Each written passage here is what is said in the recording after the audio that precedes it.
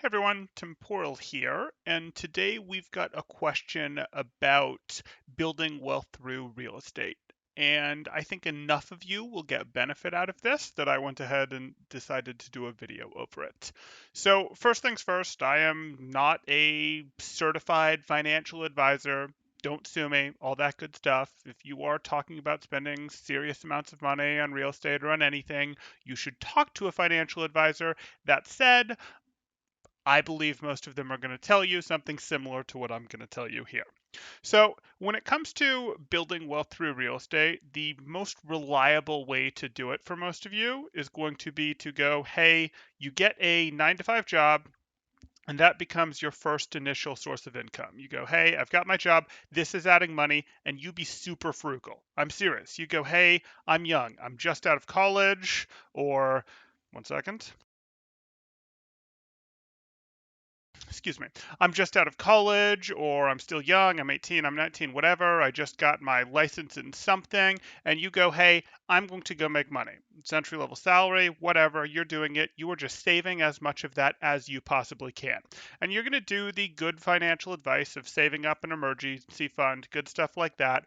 But then, as soon as you are set up at all there, you are living super frugally. You are not spending money. You're young. You can afford to eat cheap. You can afford to live off of pasta, ramen, rice, vegetables, all that stuff that is cheap. You are not going out to eat food. You are living with roommates. You are doing all of that stuff to save as much of your income as you can. And as soon as you have that emergency fund, you are investing that income.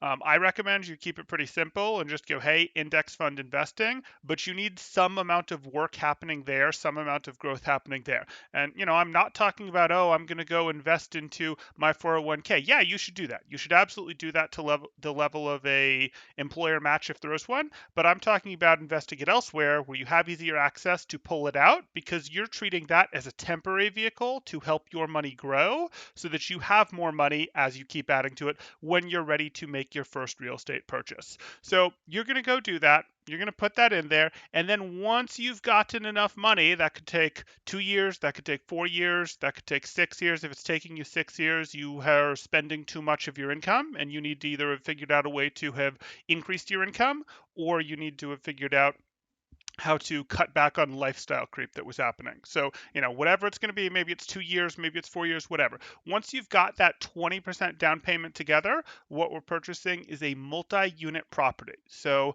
I'm not talking a 16 plus unit property. I'm talking a 2 to 4 unit property. And the more the better, though it is going to be, hey, what can you afford? What can you work with? You want to get to a point where, hey, you have enough money to buy in because you don't want to sort of get left behind as asset prices keep going up and up, and they will. So you go, hey, it's been 2 years, it's been 3 years, it's been 4 years. I've invested and saved as much of my money as I can. And, I'm not selling off my investments to buy at the dip unless the real estate market also went off. That's why there's a bit of a range here. But you're going, hey, this looks healthy. This looks like it's been growing normally. Great. Now I'm going to go ahead and make my investment and I'm going to put 15 to 20% down on a 2 to 4 unit property. And it's important that you do that for a couple reasons. One, if you put 20% down, you can avoid PMI, and that's actually pretty useful. What that does is it means, hey, you don't have to effectively pay extra on your payment each time to ensure the bank that, hey, they're not going to lose out, et cetera, et cetera. If you do like a 2.5% down type thing or a 5% or a 10% down type thing, your lender is effectively going to make you pay extra each month for insurance that'll help cover the bridge between what they'll make if they repossess, sell the house, et cetera, because you don't own very much of the house. You don't have much in it. So you get rid of that, which is cool. You also put down your interest rate if you put more into the house, and that's cool. Cut down your payment, all those good things.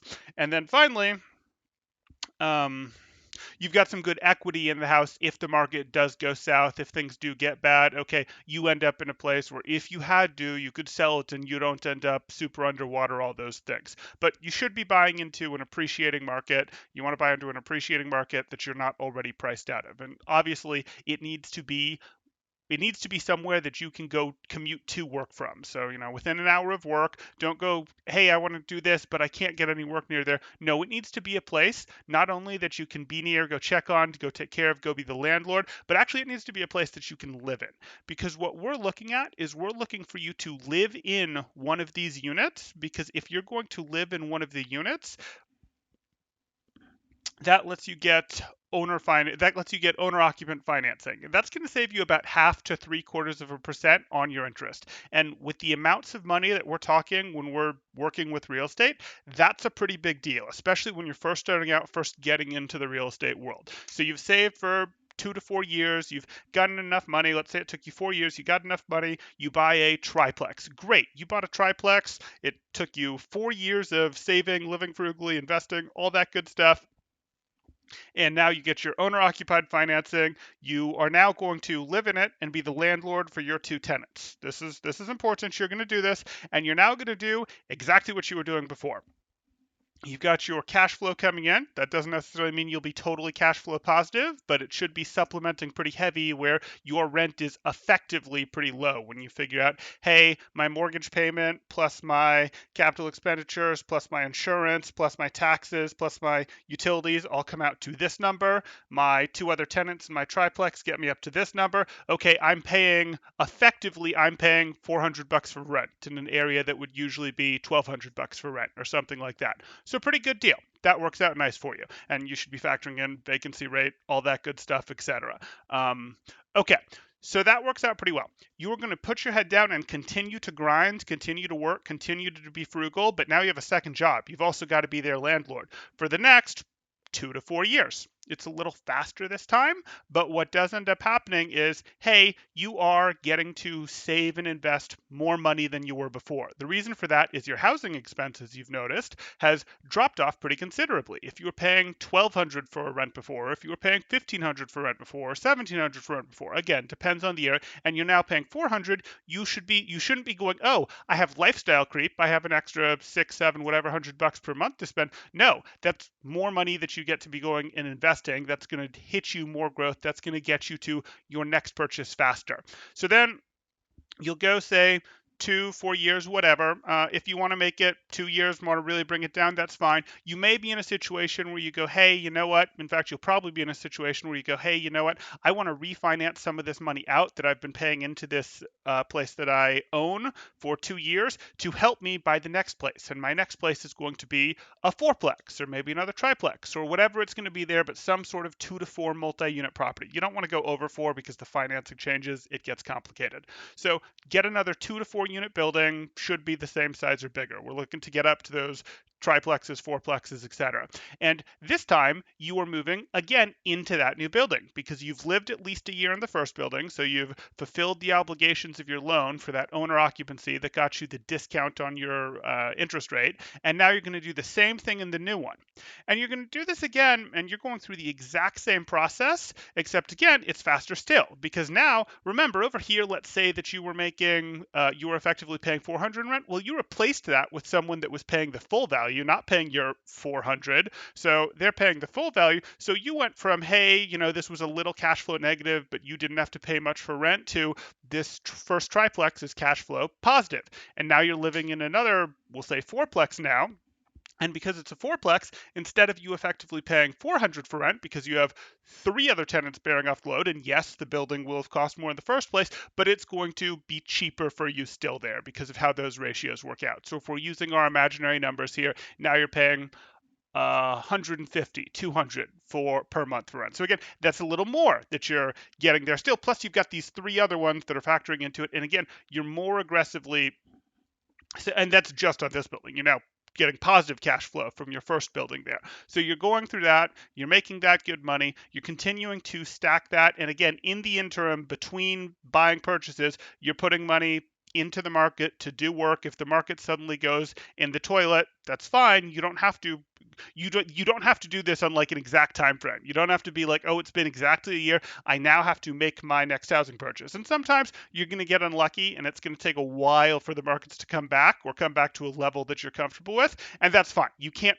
math this out as it's going to take exactly this many years because you do have to work a little with the market. But I am not assuming that the markets are jumping and doing you any favors. I'm assuming what's, pretty standard returns on the markets in terms of your investing. And that is what you should be assuming for that's what you should be assuming for. Sure, those are words temporal. Go with it. That's what you should be looking for, expecting to. And if you get unlucky, you get unlucky. You just go, hey, I'll wait it out. That's fine. I'm sitting on one property already that's making me some money. I'm sitting on two properties already that are making me some money, etc. So you do that. You do your year. It's still going to take more than a year. Still probably take you 2 years, maybe 3 years, etc. And then you can refinance out again to potentially buy a third. Depending on where you're on the first one, you may be able to do some stuff there to get up to a fourth. But really, what you're looking to do is you're looking to follow this pattern that we've gone through here until you get up to about 4 different properties. At that point, you've hit your ramp, you've done what you needed to, and for whatever area you are residing in, you are effectively wealthy. You might be in your early 30s, late 30s, early 40s. If you've been doing this since you were young, you are killing it. Let me tell you, you are absolutely killing it. If in your, early 30s, mid 30s, whatever, even in your 40s, if you own 4 different multi-unit properties, you are killing it financially compared to your peers. So then from there, at this point, I am going to recommend you get a little more conservative. There's 2 things that sort of change here, man, really more than 2 things. The first thing is I'd recommend you take one of your properties and you stop playing what I'll call financial games with it. You go, hey, I'm not taking out any more interest against this. I'm not, refinancing any more money out of this. I'm just letting myself over the next X years, 30 years, pay this down, etc. I'm not going to refinance out. I'm not going to do that to go, hey, let me take more money out of it to go buy a property. You're going, hey, this is my safety net. This is sort of my protection. If the market crashes and I'm underwater and I go, hey, what do I do, et cetera, then you have that property that you were 50% paid off on, 70% paid off on, whatever, that you never took more money out of, you never took more equity out of after you got to four properties to go do other things. And you can decide at that point, eyes wide open, do I take money out of this to try to save the others, in which case I could lose them all, or do I go, hey, I have this thing to hold on to that I can't lose because I have so much equity in it, et cetera, and I can't be financially ruined. But eyes wide open for you when you make that decision, and you've hedged yourself by having that one property. It slows down your ramp a bit, and because it slows down your ramp, we couldn't do it back when you had 1 or 2 properties. But now that you're at 4, that's what I'm going to recommend for most people. You sort of take one out of the game and just keep paying it off. You don't accelerate your payoff on it. You don't go, oh, well, let me just get this paid off super quickly. Speaking of which, I didn't mention what sort of loan to do previously. You are looking for traditional mortgages here. 30-year fixed rate is going to get you the best ROI. You look at that, it's actually really effective. You're not looking to accelerate your payments on these things really, because if you have a bunch of money left over that you could be accelerating a payment on, it's better generally to go, it's better almost always to go, oh, hey, I could go buy another property here, or hey, I can in the meantime store this money in the markets, etc. So that's what you're going to want to do. And the reason for that is 30-year mortgages are really cool. Effectively, what is it, 2021 right here. So on a 30-year mortgage, you're paying per year, etc. You have interest, and it sucks to have to pay your interest like that, but you get to go in 2041 be paying in 2021 dollars. But we've gone through a lot of inflation between 2021 and 2041, and that's not me saying, oh, these next 20 years are going to be particularly big for inflation. We always go through a lot of inflation when you get on a 10, 15, 20, 25-year time scale,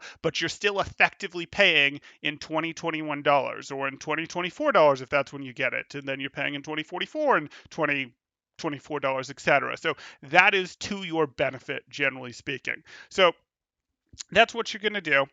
Once you get to 4 units, you can also go, hey, I'm going to let a little bit of lifestyle creep happen. You're not going, oh, now I'm going to buy fancy cars and eat out a ton and do all that stuff, though some of that, as much as I've told you not to let it creep in, will creep in. But what the lifestyle creep that I will say, okay, yeah, this makes sense to do, is you don't really need to go get that owner-occupant financing anymore and go, hey, I'm going to live in each new place I buy. Like I said, you're in pretty good financial shape for compared to the average person, compared to your peers, compared to really a lot of people. You'll be in good shape if you've done this. And it's okay to go, hey, I don't want to have to move every year, because at this point you would be moving every year with how much has effectively been supplemented to your income on this. So if you want to go, hey, I don't want to do that anymore, that's fine. More stable, can make relationships a little easier if you want to found whatever with a significant other. Or you can go, hey, I really still like the savings from that. Let me keep doing that to keep accelerating it. But you'll run into a bit of a cap issue where, even if money is just coming in from all of your doors effectively, because you'll have a lot of doors at this point, you still need to live in a place for a year to get it. So you might be getting two places at once. Get one place, get another place 6 months later, but you can't live in both places at once. So you have to go, okay, I don't get my financing on that. And you're not going to slow yourself down usually just to go get that owner occupant financing.